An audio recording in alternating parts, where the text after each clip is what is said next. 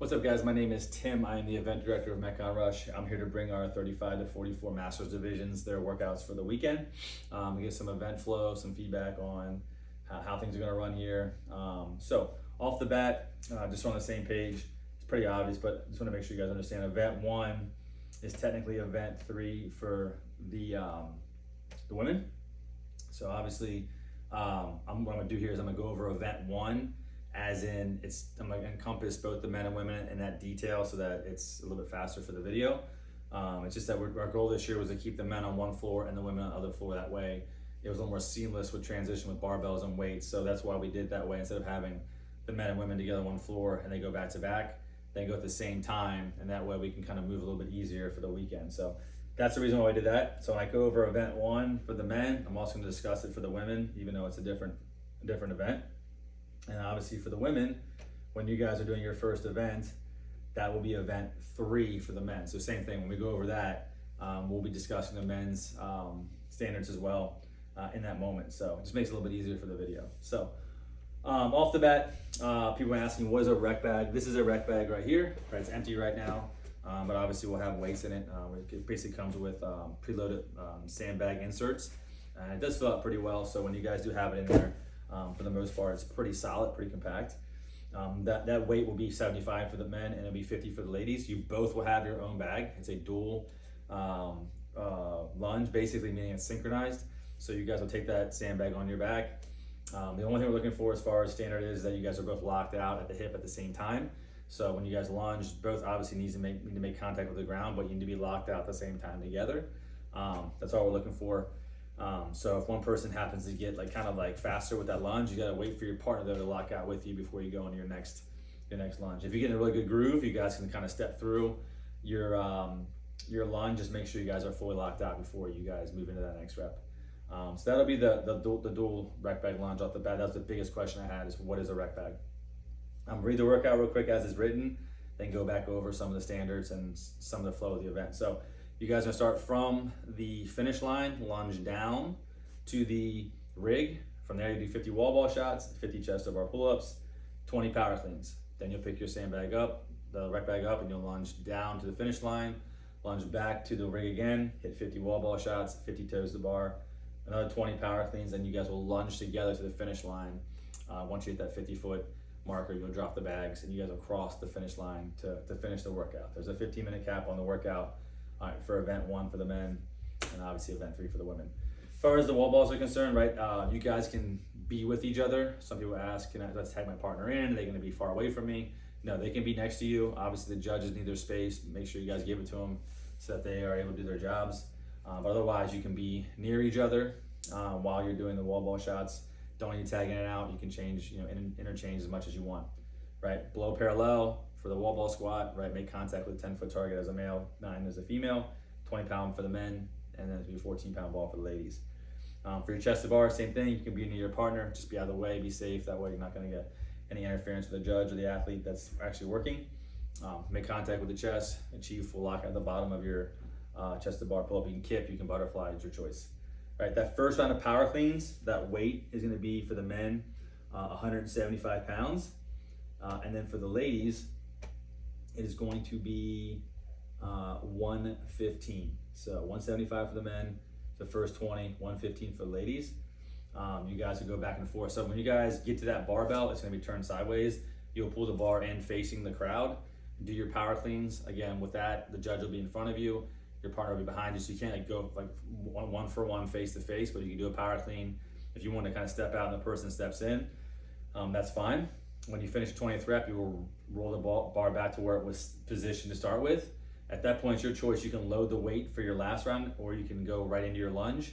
And at any point in time, when you get back, if one person wants to load that bar while someone else is working, that's completely fine. That's your choice. All right, so once you guys lunge down and back, you're back to your wall ball shots. We've discussed that range of motion and weights. You have 50 toes to bar, right? 2 feet make contact in between the pull-up bar at the same time to be considered a rep. Again, break up however you want. Once you get back to your pull-up bar, your barbell again, you'll rotate it back out once more, face the crowd. The men's weight will increase to 185, and I believe the women's weight went to 125, I believe. Yeah, 125 for the women to finish out. After you hit your last power clean, your 20th rep, Again, you need to turn that bar back to where it was to start, and then you go from grab your bag and you'll lunge down to finish the workout. Once you hit past that 50-foot mark, you can drop your bags, cross the finish line, right? That'll complete your workout for the day, or for that event, I should say. Make sure you both are sprinting across the line, because the last person in is going to be what's considered the final time.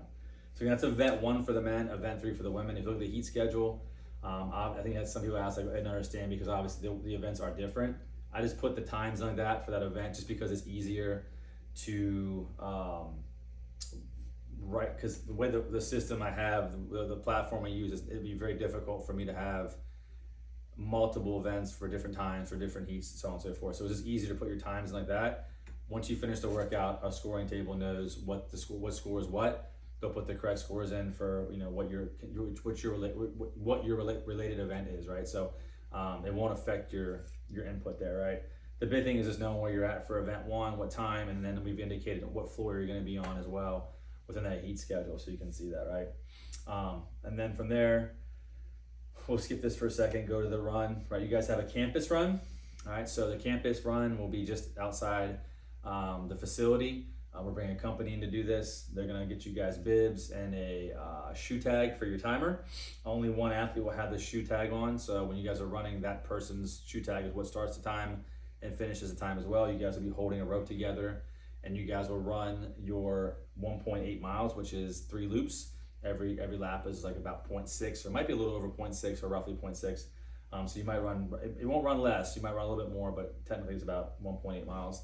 You guys will come around 1, 2, and on the third one, you guys will come back in and you'll finish, right? You'll finish out through the arches, and then your time will be completed, right? So for the most part, pretty straightforward. We'll have staff out there, we'll have water if you need it, we'll have delineators and tape lines kind of indicating the course, and we will also provide you guys with through email. Obviously you'll get email with the picture of the running course too, so you guys know what that's going to look like, so you can kind of get an idea. We will stagger a little bit based on no, you guys should be good. Actually, I apologize. This division, I think, will keep you guys together, men and women together, since it wasn't quite as many teams. So you guys, I got to double check. We have so many divisions with teams, I have to remember what's what, but I'm pretty sure we have you guys going at the same time. Some division we're having to stagger the run a little bit just because of the volume of athletes running at once. If you want to wear earbuds and listen to music, you can. All that good stuff. Again, we'll provide water periodically throughout the run. If you guys want to hold a water bottle, whatever, while you're running, it's your choice as well. In between events, we do have locker room showers. If you guys want to get a shower, get changed, stuff like that. That stuff is afforded to you guys as athletes. We have those locker rooms that are only for you guys, designated for you guys. So that'll be event 2 for both men and women. We'll go back here real quick, and again, technically this is event 1 for the women, and this will be event 3 for the men. This will be a little chipper. This will be on the second floor. You guys have 60 calories in a row if you're a male, 50 if you're a female. You guys can work together, accumulate those calories however you like. Once you hit those calories, you'll hop off, do 50 warm squats. And again, for these machines, you will be off the rower. So 3, 2, 1, go. No one's sitting in the rower. You'll be standing behind it. 3, 2, 1, go. Hop in, strap in, start going. Right after you finish your calorie row, you'll get off, move up to your worm. Right, you got to clean that worm to your shoulder, and you will do 50 squats. You can do all 50 on your right side. Doesn't have to be on the left side. Whatever you feel more comfortable with. Just make sure you guys are getting below parallel and achieving full extension on the top of your squat for that to count. So you have 50 squats in place. Then you guys will do 10 synchronized burpee over worms. So one person will, so this is my worm. You guys can see this, my worm. We'll have one person on one side, one person on the other, and you guys will do it across each other, right? So we'll be facing the crowd, but we'll be lateral to the worm, right? So one on one side, one on the other, and you'll cross over in front of each other, right? For 10 synchro burpee over worm. At that point, this will be 60 cumulative box jumps total, box jump overs. So one person working at a time. You can jump up, 2 foot takeoff, 2 foot landing. If you want to rebound, you can. If you want to step down, jump back up, that's your choice as well. 60 total box jump overs, and that height will be 24 inches for the men and 20 inches for the women, your standard height. Then you guys will move back, do your 10 synchro burpee over worm once more. Right, then you guys have 50 worm push press, so taking the worm from the shoulder, pushing over top the head to the other shoulder. This does not require like a full extension lockout. You can stay kind of like short and compact if you want to, The worm needs to be on your shoulder as well as your partner's at the same time before you go over. If, say, for example, in this next rep, you want to drop it and you go up and over and miss the shoulder and just drop it, that'll be a no rep. You have to come to the shoulder first before you guys unload the worm to the floor, right? So be mindful that if one person gets over top of the shoulder and one person is still on the opposite side, that person needs to come over and get that opposite shoulder before that counts as a rep as well, right? So if you haven't had a chance to mess with worm, we'll have some in the warm-up area. That way you guys have the ability to hit a couple squats and presses to make sure you guys are comfortable with that movement. Once you finish your warm push press, you're back that row once more, 60 counts for the men, 50 for the women. And then when you finish, you'll both hop up and sprint down past the finish line. That will complete the workout.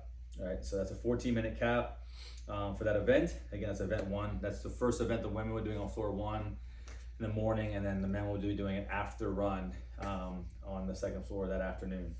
All right, after you guys complete that, everybody, since we didn't get past 10 teams, will all advance to the final event. So you all will be doing this. You have 2 rope climbs, 40 thrusters, 2 rope climbs, 40 handstand push-ups, 2 rope climbs, 20 bar muscle-ups for the men, 15 for the women, 2 rope climbs, and then finally a 20 cal echo bike to finish, right? As far as the rope climbs, you can go 1 for 1, like you do one, I do one. Your choice is a true 15-foot rope climb. So you guys will kind of smack the cladding above the rig. Once you hit that, the judge will give you the thumbs up and come down. If you want to do all the rope climbs that first round, you can. If you want to go 1 for 1, you can as well. It's your choice. You guys will come out from under the rig, and you guys will, in 3, 2, 1, go. You'll be under the rig, under the start mats. So from there, you guys kind of take a step forward. You'll be able to go on your rope climbs. Once you get those 2 rope climbs, you'll pass through the rig to your thruster, do your 40 thrusters, 95 for the men, 65 for the women. You'll come back to the rig, do your rope climbs. Then from there, underneath the rig, you'll do your handstand push-ups. We'll have a box taped out for essentially where your hands can be to make sure you guys aren't getting too wide. Give you kind of an indicator where you need to be for your standard hand width for your handstand push-ups. They can be kipping, they can be strict, whatever you want. Obviously, there's no deficit either in a negative or positive. So like obviously you can't put an ab mat on your head or anything like that. So just gonna flat surface. We'll have Dahmer matting under our rig, so soft for your head. Right, once you guys hit your 40 handstand push-ups, and again, all we're looking for there is lockout and try to avoid the arch of your back. So when you become in a good straight position where the hips are extended, right, not kind of leaning against that the wall, right? So the handstand push-up wall. So make sure it's nice and vertical and straight for that range of motion. Then you guys again back to those rope climbs. For your bar muscle ups, the men have 20, the women have 15. You can break it up however you want. If the men want to, go 10 and 10, women go 8 and 7, your choice, or a bunch of 5s. Once you knock out that, you're back to your rope. And then finally that bike, it's your choice. If one person wants to suffer for 20 calories, they can. If you want to go 10 and 10, whatever. Hopefully it's a good little burnout on the bike. And then again, you both have to cross up the finish line to finish out, right? So there'll be a little bit of advancement right here. The bar will be closer to the rig. The bike will be further away from the rig. So when you go to run, you might only have like 25, 30 feet to finish out versus, the full distance, which is like roughly like 60 feet. So again, you finish that bike, you guys take off, down the line, you finish, your day is completed, right? 12-minute cap for the men, 12 for the women. And that'll be the last event of the day. And after that, we'll hit the podium. Hopefully, we'll see who makes that podium. Hopefully we'll have, some really good pushes all weekend and some good competition. So excited to see you guys here pretty soon. This is a breakdown of our weekend for our 35 to 44-year-old Masters teams. Again, if you guys have any questions, please let me know. You can email. You guys can obviously send out some messages. Again, we'll have our athlete control that has all this information as well as myself or any other directors that are back there that can answer any questions for you guys between now and then. But again, this is serving as your briefing ahead of time. But again, if you have any questions, please let me know. We'd be more than happy to answer them for you. Excited to have you be a part of our 10-year anniversary this year for Metcon Rush. And we're hoping to bring you one of our best events to date. Looking like it's going to be hopefully a pretty nice weekend weather-wise too, not too hot. There might be some rain in the evenings and the early morning hours, but throughout the day it looks pretty good right now, so it's pretty exciting. So again, I'll see you guys soon, and again, if you have any questions, just let us know.